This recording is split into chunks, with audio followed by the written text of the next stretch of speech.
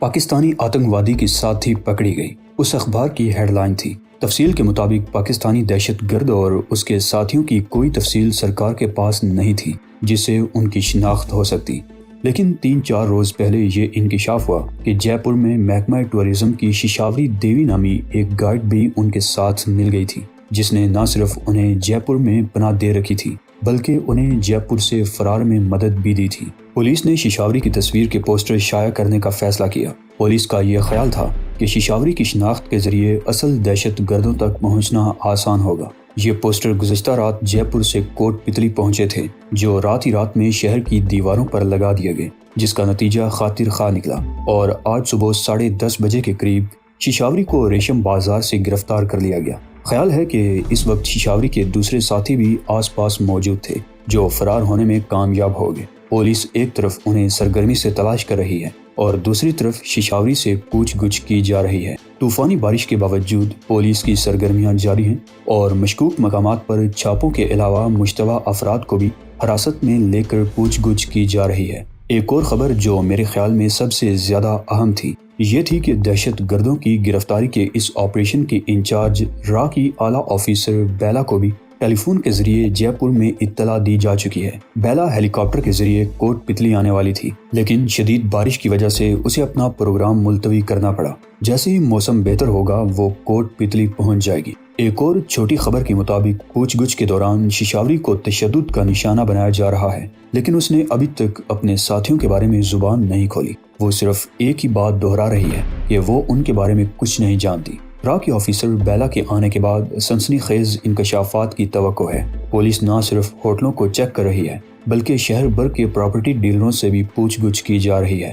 وہ اس سے ہر ایسے شخص کے بارے میں جاننا چاہتی جس نے پچھلے 2-4 دن کوئی مکان کرائے پر لیا ہو۔ میرے منہ سے گہرا سانس نکل گیا۔ اخبار کی ہر خبر ہمارے لیے تشویشناک تھی، لیکن یہ بات ہمارے لیے باعث اطمینان تھی کہ ششاوری نے ابھی تک زبان بند رکھی تھی، لیکن ہو سکتا ہے پولیس نے ابھی تک اس پر زیادہ تشدد نہ کیا ہو۔ تھپڑوں اور گونسوں ہی سے کام چلانے کی کوشش کی جا رہی ہو، لیکن پولیس والے جب اصل حربے استعمال کریں گے تو شاید وہ اپنی زبان بند نہ رکھ سکے۔ 3rd ڈگری کے سامنے تو پتھر بھی بول پڑتے ہیں، اور پھر بیلا کو اطلاع مل گئی تھی، وہ بھی یہاں آنے والی تھی۔ بیلا کو میں اچھی طرح جانتا تھا، وہ سب سے بڑی دہشت گرد تھی، ناگراج کی ساتھی تھی جس نے دہشت گردی کے نئے طریقے ایجاد کیے تھے، اور بیلا ان سب طریقوں سے واقف تھی۔ وہ عورت تھی جو فطرتاً نرم مزاج ہوتی ہے، اسے صنف نازک کہا جاتا ہے۔ اس میں رحم اور ہمدردی کا جذبہ بھی مردوں کی نسبت زیادہ ہوتا ہے۔ وہ کسی پر ظلم ہوتے نہیں دیکھ سکتی اور خود بھی کسی پر ظلم نہیں کرتی۔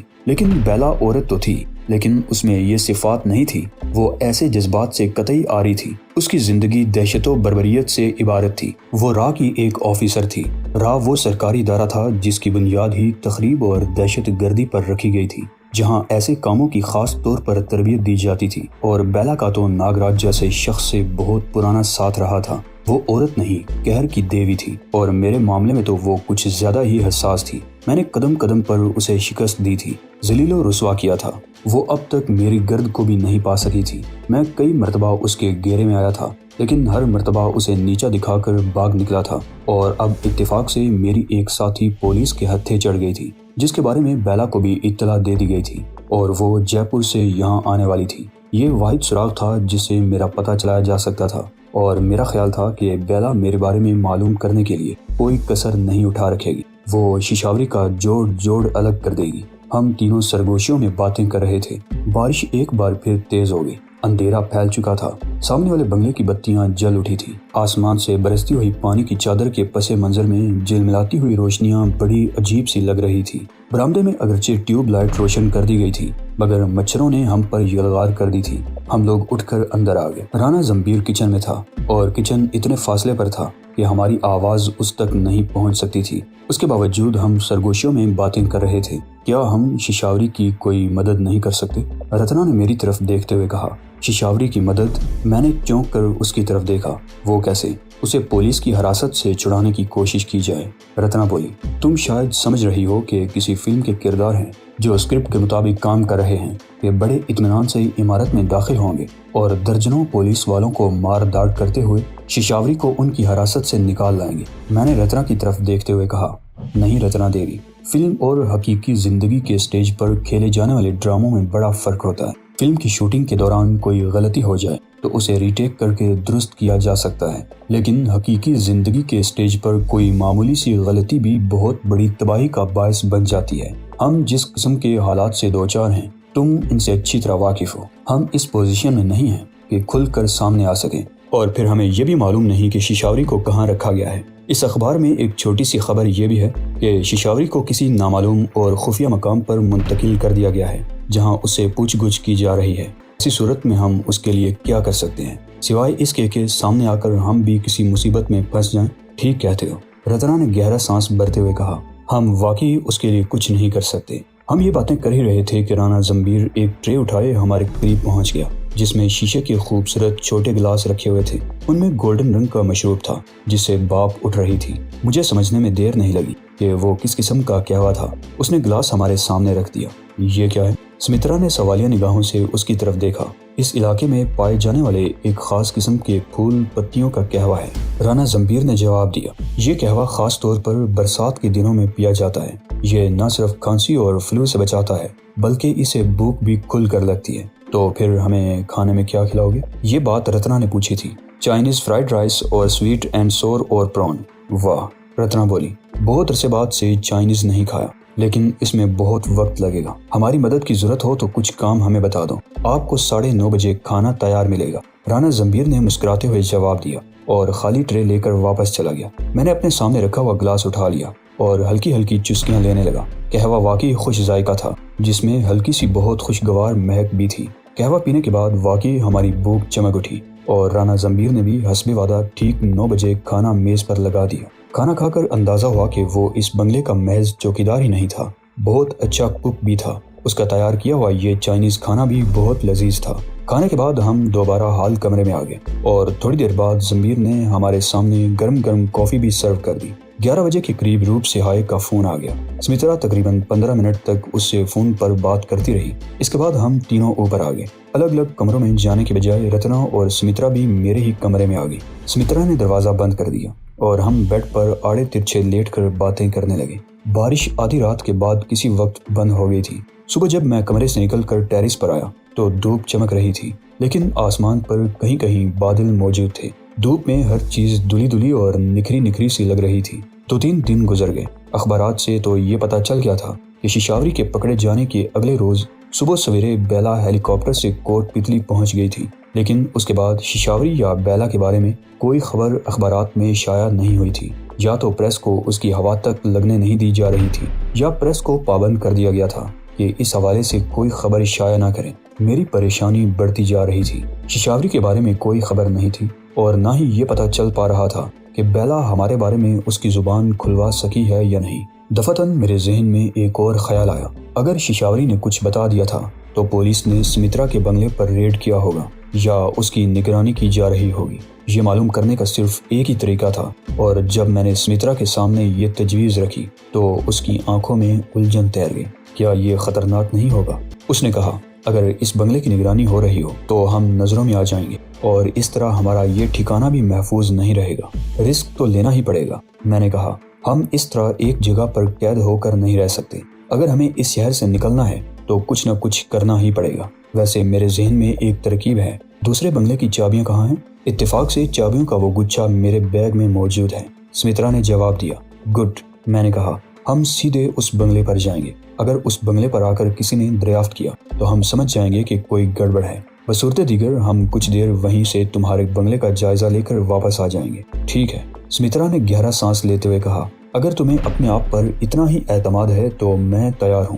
اور پھر اس کے 1 گھنٹے بعد ہم سمترا کے پڑوس والے بنگلے کے سامنے موجود تھے۔ کار سے اترتے ہی سمترا کے منہ سے بے اختیار اوہ کی آواز نکل گئی۔ کیا ہوا؟ میں نے کار سے اترتے ہوئے پوچھا۔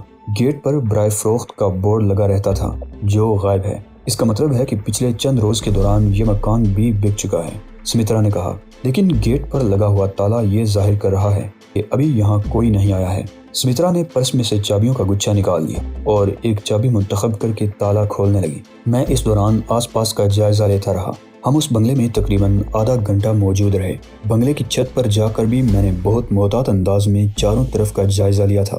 کسی طرف سے ایسے کوئی آثار دکھائی نہیں دیے تھے جس سے اندازہ ہوتا کہ سمترا کے بنگلے کی نگرانی ہو رہی ہے، اور پھر میں نے ایک اور رسک لینے کا فیصلہ کر لیا۔ سمترا تھوڑی سی ہچکچاہٹ کے بعد میرا ساتھ دینے پر تیار ہو گئی، اور پھر 15 منٹ بعد ہم سمترا والے بنگلے میں موجود تھے۔ کار ہم اندر لے آئے تھے اور گیٹ بند کر دیا تھا۔ ہم کئی روز بعد مکان میں آئے تھے۔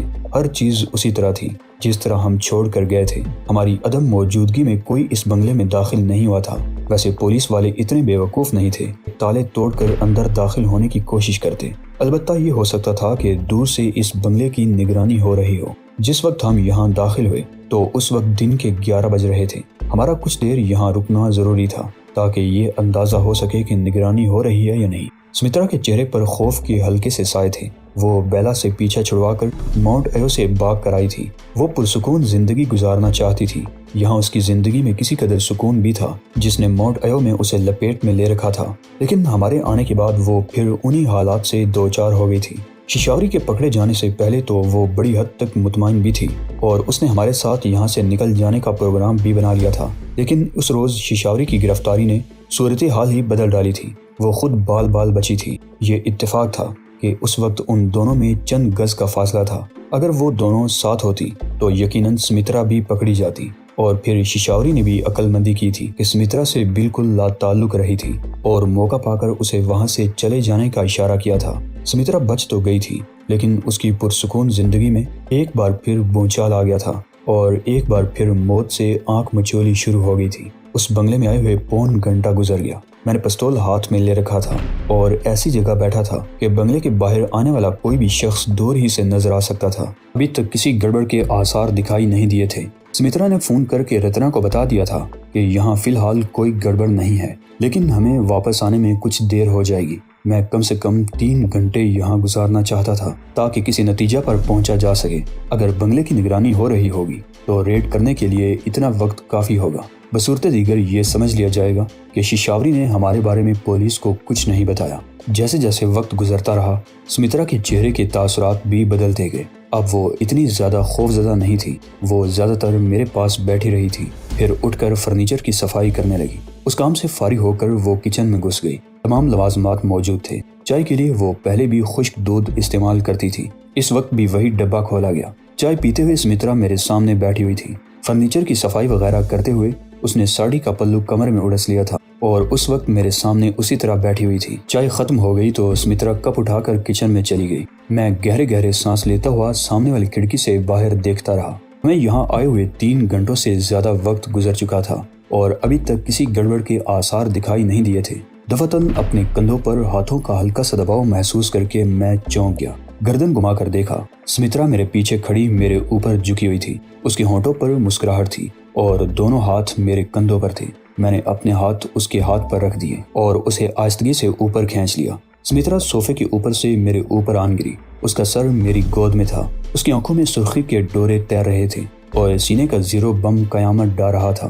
میرے دل کی دھڑکن خطرناک حد تک تیز ہو گئی اور کن پٹیاں سلگنے لگی، اور پھر مجھے اپنے آپ پر قابو رکھنا مشکل ہو گیا۔ وقت گزرنے کا احساس ہی نہیں رہا تھا۔ میں نے دیوار گیر کلاک کی طرف دیکھا تو 4 بج رہے تھے۔ گویا ہمیں یہاں آئے ہوئے 5 گھنٹے بیت گئے تھے۔ اس دوران باہر سے کوئی مداخلت نہیں ہوئی تھی، جس کا مطلب تھا کہ یہ جگہ ابھی تک محفوظ تھی۔ مجھے رتنا کا خیال آ گیا۔ وہ یقیناً پریشان ہو رہی ہوگی۔ اسے یہاں کا نمبر معلوم نہیں تھا، ورنہ وہ ضرور فون کرتی۔ رانا زمبیر سے اس نے پوچھنا مناسب نہیں سمجھا ہوگا۔ سمترا کو بھی وقت کی نزاکت کا احساس ہو گیا تھا، اور پھر اس کے چند منٹ بعد ہی ہم بنگلے سے نکل پڑے تھے۔ مین روڈ کی طرف جاتے ہوئے بھی میں محتاط نگاہوں سے اطراف میں دیکھ رہا تھا۔ سڑک پر گاڑیوں کی آمد و رفت تھی۔ سمترا اطمینان سے متوسط رفتار سے کار چلاتی رہی۔ جب ہماری کار روپ سہائی والے بنگلے میں داخل ہوئی تو رتنا پورچ کے اوپر والے ٹیرس میں بیٹھی ہوئی نظر آ گئی۔ ہمیں دیکھ کر وہ اپنی جگہ سے نہیں اٹھی۔ رانا زمبیر نے عجیب سی نظروں سے ہماری طرف دیکھا۔ میں اور سمترا اوپر آ گئے۔ رتنا کے چہرے سے اس کے موڈ کا اندازہ لگایا جا سکتا تھا۔ مجھے افسوس ہے کہ تمہیں اتنی دیر پریشان ہونا پڑا، میں نے اس کے قریب کرسی پر بیٹھتے ہوئے کہا۔